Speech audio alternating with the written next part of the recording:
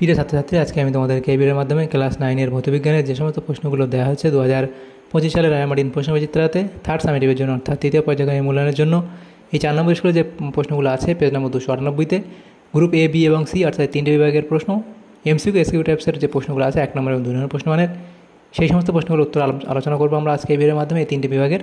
তোমরা ভিডিওটা শুরু থেকে শেষ অবশ্যই দেখবে এবং চ্যানেলে যদি নতুন হয়ে থাকে অবশ্যই তোমরা চ্যানেলটাকে সাবস্ক্রাইব করে রাখবে পরবর্তী যে স্কুলগুলো আছে সেগুলোর প্রশ্ন উত্তর পাওয়ার জন্য। এবং এর আগের যে স্কুলগুলো ছিল সেগুলো আমরা আলোচনা করেছি প্রশ্ন উত্তর, তোমরা প্লেলিস্ট থেকে সেই প্রশ্ন উত্তরগুলো পেয়ে যাবে, সেখান থেকে তোমরা দেখে নিও সেই প্রশ্ন উত্তরগুলো।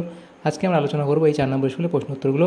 তো এই প্রশ্ন উত্তর যে পিডিএফ আমরা দিয়ে দেবো আমাদের টেলিগ্রাম চ্যানেলে। দেখো এখানে যে আছে আমাদের 4 নম্বর স্কুল, সেখানে যে এই প্রশ্নগুলো আমরা আলোচনা করবো আজকে, এর যে পিডিএফ তোমরা পরবর্তীতে আমাদের টেলিগ্রাম চ্যানেল থেকে পেয়ে যাবে। ডেসক্রিপশনে টেলিগ্রাম চ্যানেলের লিঙ্ক দিয়ে দেওয়া হয়েছে। তো 4 নম্বর স্কুলে গ্রুপ এতে যে প্রশ্নগুলো আছে দেখো প্রথমে কী বলা হয়েছে, 13টা এমসিকিউ টাইপ প্রশ্ন এখানে দেওয়া হয়েছে প্রথমে। তো প্রথম যে প্রশ্ন এখানে কী বলা হয়েছে দেখো, একের দাগে কী এখানে তোমাদের বলা হয়েছে যে সঠিক উত্তরটি নির্বাচন করো।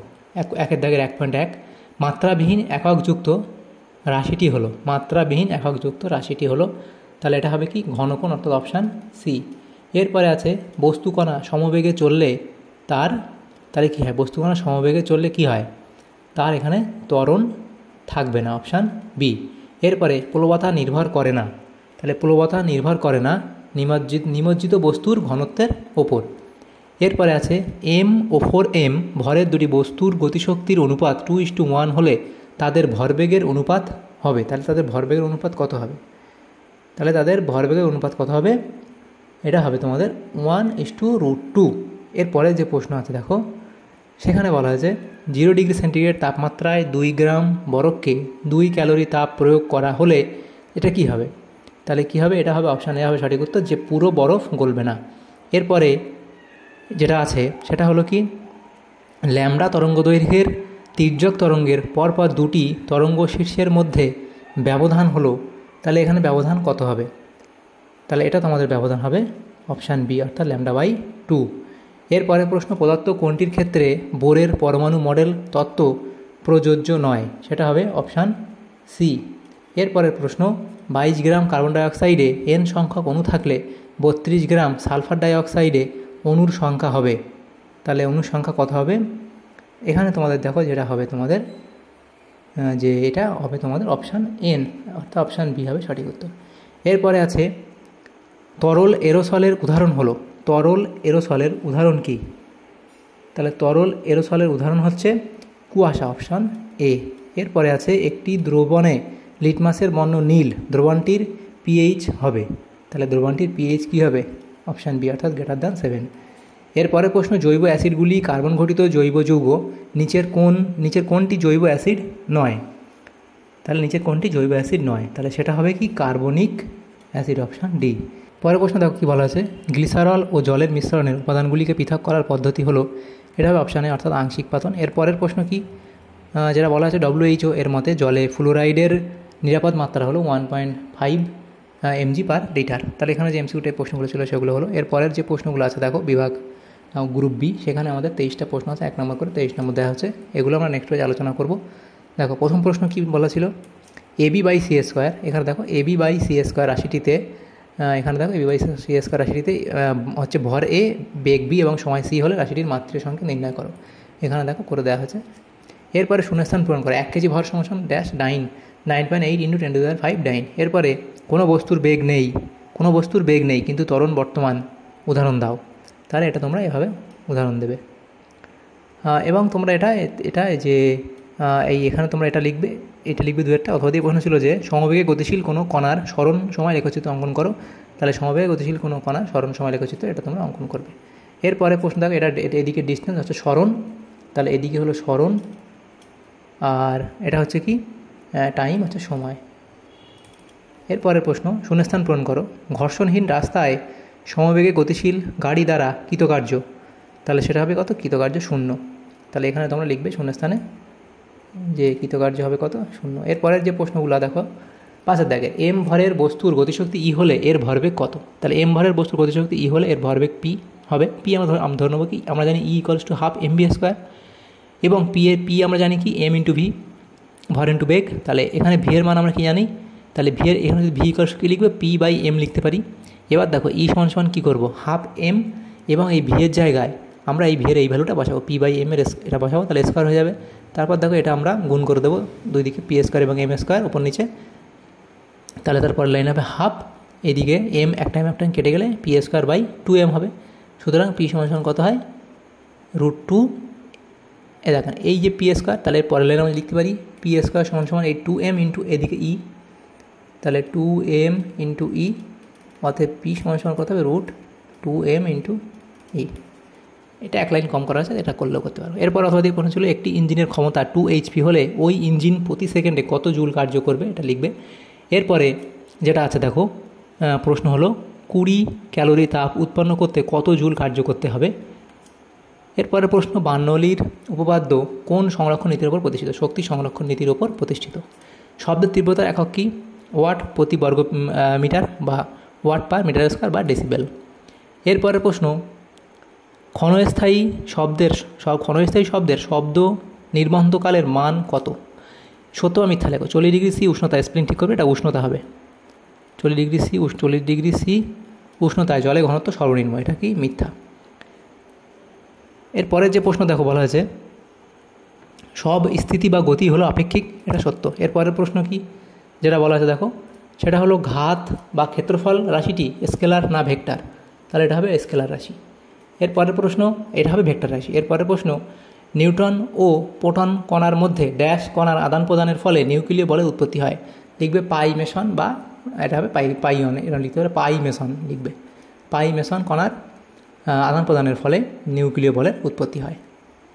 শূন্যস্থান পূরণ করো, তাহলে এখানে যে ভ্যালুগুলো দেওয়া আছে দেখো, এটা কী করে বার করবে। দেখো এখানে যে ভর সংখ্যা ওপরে যেটা থাকে 9 এবং 4, এই 9 আর 4 কত 13 হয়, সেটা লেখা হচ্ছে ভর সংখ্যা। এদিকে কত 1 আছে, তাহলে আমাদের আরও 12 এখানে যেটা দেবো তারা 4 যেন ভর সংখ্যা কত হয়, 12 হয়। তো সেটাই এটা আমাদের ভর সংখ্যা 12 হবে।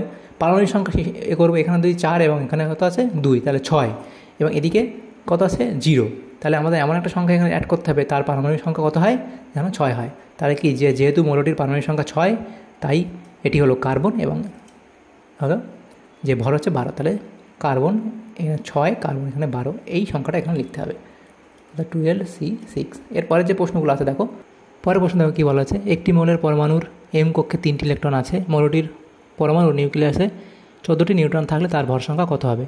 তাহলে দেখো এম কক্ষে 3টি ইলেকট্রন থাকলে তার ইলেকট্রন বিন্যাস হবে 2, 8 এবং 3, অর্থাৎ মোট ইলেকট্রন সংখ্যা 2, 8, 3 হচ্ছে 13। যেহেতু পরমাণু নিস্তরিত, তাই প্রোটন সংখ্যাও 13। ভর সংখ্যা সমান সমান প্রোটন সংখ্যা প্লাস নিউট্রন সংখ্যা, তাহলে ভর সংখ্যা আমাদের যে 13 আমরা পেয়েছি, ইলেকট্রন সংখ্যা আর প্রোটন সংখ্যা 14, তাহলে দুটো যোগ করে কত হবে 27।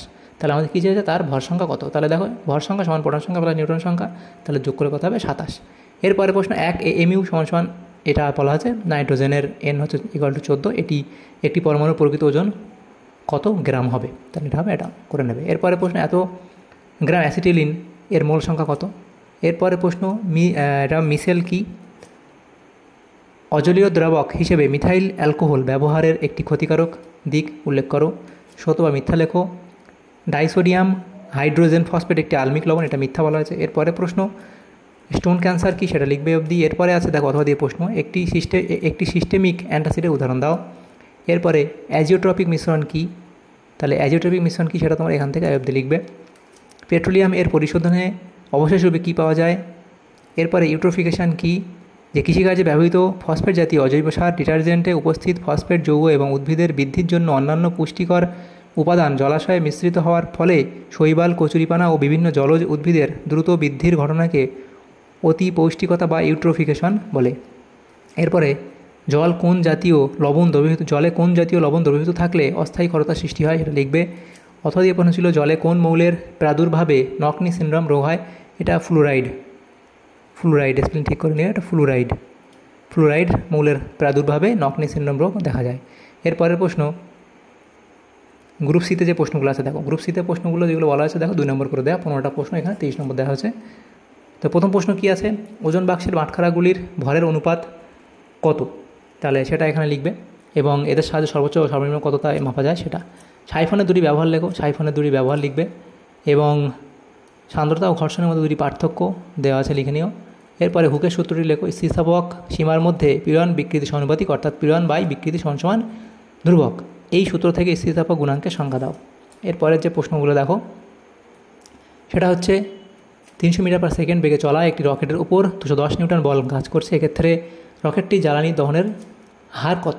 এরপরে স্থির অবস্থায় থাকা 3 কেজি ও 5 কেজি ভরবিশিষ্ট দুটি বস্তুর ওপর একই বল কাজ করছে, দুটি বস্তুর একই বেগ প্রাপ্তির ক্ষেত্রে যে সময় লাগবে তার অনুপাত কত হবে। এরপরে প্রশ্ন কি, তামার আপেক্ষিক তাপ এত বলতে কী বোঝায়। এরপরে প্রশ্ন, তরঙ্গের কম্পাঙ্ক তরঙ্গ দৈর্ঘ্য বেগের মধ্যে সম্পর্কটি করো। এখানে করে দেওয়া হয়েছে, করে নিও। এরপরে প্রশ্ন, একটি তরঙ্গের কম্পাঙ্ক ও তরঙ্গ দৈর্ঘ্য যথাক্রমে এত, তরঙ্গটি 10 সেকেন্ড সময়ে কত দূর অগ্রসর হবে। এরপরে প্রশ্ন, পেরেক পোতার সময় হাতুড়িকে খানিকটা উপরে তুলে পেরেককে আঘাত করা হয় কেন। এরপরে প্রশ্ন, 40 কেজি ভরের বালতিকে 20 সেন্টিমিটার উঁচুতে তুলতে গেলে কত কার্য করতে হবে। এরপরে রাদারফোর্ডের পরমাণু মডেলের দুটি ত্রুটি লেখো। দেখো এখানে একটা ত্রুটি যে বোর রাদারফোর্ড পরমাণু মডেল কেবলমাত্র H পরমাণু বা এর মতো একটি ইলেকট্রন বিশিষ্ট আয়ন এর ক্ষেত্রেই প্রযোজ্য। 2 হচ্ছে কি, বোর রাদারফোর্ড মডেল থেকে পরমাণুর ত্রিমাত্রিক গঠনের কোনো ধারণা পাওয়া যায় না। 3 বোর রাদারফোর্ড মডেলে ইলেকট্রনকে কণা হিসেবে কল্পনা করা হয়েছে, বর্তমানে জানা গেছে ইলেকট্রনের তরঙ্গ ও কণা উভয় ধর্মই বর্তমান। এরপরে প্রশ্ন, এসটিপিতে 26.4 গ্রাম কার্বন ডাইঅক্সাইড গ্যাসের আয়তন কত। এরপরে যে প্রশ্ন আছে দেখো সেটা আমাদের অঙ্ক করে দেওয়া হয়েছে। এরপরে প্রশ্ন, অ্যাকোয়ারিজিয়া বা অলমোরাজ কি। 3 আয়তন গাঢ় হাইড্রোক্লোরিক অ্যাসিড ও 1 আয়তন গাঢ় নাইট্রিক অ্যাসিডের মিশ্রণকে অ্যাকোয়ারিজিয়া বলে।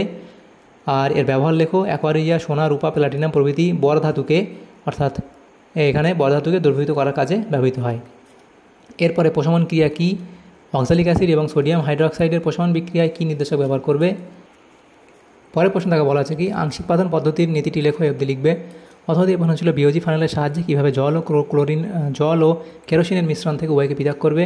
এরপরে পানীয় জলের জীবাণুমুক্তকরণে ক্লোরিনেশন পদ্ধতির সুবিধাগুলি লেখো। 1 নম্বর লিখবে কি, এই পদ্ধতি প্রয়োগ করা সহজ ও সুবিধাজনক। দ্বিতীয় লিখবে এই পদ্ধতিতে ক্লোরিন প্রয়োগের অনেক সময় পরেও জলে ক্লোরিনের উপস্থিতি থাকে বলে জলের জীবাণুনাশক ক্ষমতাও অনেকক্ষণ অক্ষুণ্ণ থাকে। এরপরে জলে আর্সেনিক দূষণের কুফলগুলি লেখো। এই দূষণের ফলে সৃষ্ট একটি রোগের নাম লেখো। তাহলে এই যে এখানে 2-3টে যে কুফল লিখবে এবং এর ফলে সৃষ্ট হচ্ছে কি একটা রোগের নাম ব্ল্যাকফুট ডিজিজ। এরপরের প্রশ্ন কি, দেখো আমাদের এখানে দেখো গ্রুপ A, B, C এই 3টে বিভাগে এই সমস্ত প্রশ্নগুলি ছিল। ক্লাস 9-এর 3rd সামেটিভের জন্য ভৌতবিজ্ঞানের যে প্রশ্নগুলো ছিল এই 4 নম্বর স্কুলের বিভাগ ক, খ এবং গ গ্রুপ A, B এবং C এর মধ্যে এই সমস্ত প্রশ্নের উত্তর আমরা আলোচনা করলাম আজকে এই ভিডিওর মাধ্যমে। তোমাদের যদি সামান্যতম উপকার এসে থাকে ভিডিওটা অবশ্যই লাইক করবে এবং বেশি বেশি করে বন্ধুদের সাথে শেয়ার করবে। আর পরবর্তী যে স্কুলগুলো আছে সেগুলোর প্রশ্ন উত্তর পাওয়ার জন্য অবশ্যই তোমরা আমাদের চ্যানেলটাকে সাবস্ক্রাইব করে রাখবে। Thanks for watching.